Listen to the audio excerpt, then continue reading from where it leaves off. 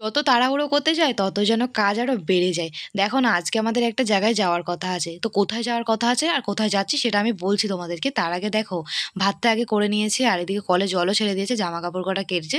আর এদিকে সবজিগুলো কিন্তু আমি এখন ধুয়ে নিচ্ছিলাম বালতির মধ্যে। এই শাকগুলোতে প্রচুর পরিমাণে বালি রয়েছে। সেজন্য বালতির মধ্যে ঢেলে শাকটাকে আমি ধুয়ে একেবারে রান্নাটাও করে নিয়েছি। তো চলো, শাক-টাক রান্না কমপ্লিট হয়ে গেছে। এবার কিন্তু বাসনগুলো ধুয়ে নিতে হবে। তো বাসনগুলো কিন্তু আমি মেজে ঘষে নিয়েছি আর এখন মাথাটাকে সুন্দর করে ঘষে নিতে হবে। মাথার চুলগুলো প্রচুর নোংরা হয়েছে আর একটা জায়গায় যেহেতু যাবো, সেজন্য মাথার চুলগুলো এভাবে তো আর যাওয়া যাবে না। তাই তাড়াতাড়ি করে স্নান সেরে এখন দড়িতে আমি জামাকাপড়গুলো মেলে দিয়েছি। তো স্নান করে নিয়েছি, এবার গোপাল সেবা দিতে হবে। গোপাল সোনাকে কিন্তু আজকে আমি নিয়ে যাবো না, গোপাল সোনা বাড়িতেই থাকবে। তো চলো তাড়াতাড়ি করে কিন্তু পুজোটাও দিয়ে নিয়েছি আর এখন আমি বসে পড়েছি চুলের জট ছাড়াতে। মাথা ঘষলে যে কি পরিমাণে আমার মাথায় জট পড়ে মানে বলে বোঝাতে পারবো না তোমাদেরকে।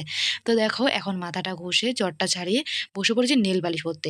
এটা আমার একটা খুব বাজে স্বভাব যে যখনই কোথাও যাওয়া থাকবে যেদিন, সেদিনই মানে যাওয়ার আগে নেল পালিশ পরতে বসে পড়ি আমি। তো এখন নেল পালিশটা পরে এখন তারপরে যাচ্ছি আমি একটু বাজার করতে। তো দেখো, যেহেতু আমি একটা জায়গায় যাবো বললাম তোমাদেরকে, তাই নিতে এসেছি ফুল। তো এবার আমি তোমাদেরকে বলে দিই আমি কোথায় যাচ্ছি। বন্ধুরা, আজকে আমার বড়দিদির বাড়িতে পুজো আছে। কি পুজো আছে সেটা আমি এখন বলব না তোমাদেরকে, পরের ভিডিওতে তোমরা দেখতে পাবে দিদির বাড়িতে গেলে। তো চলো এখন ফুলটা নিয়ে বাড়িতে যাওয়া যাক। টাটা।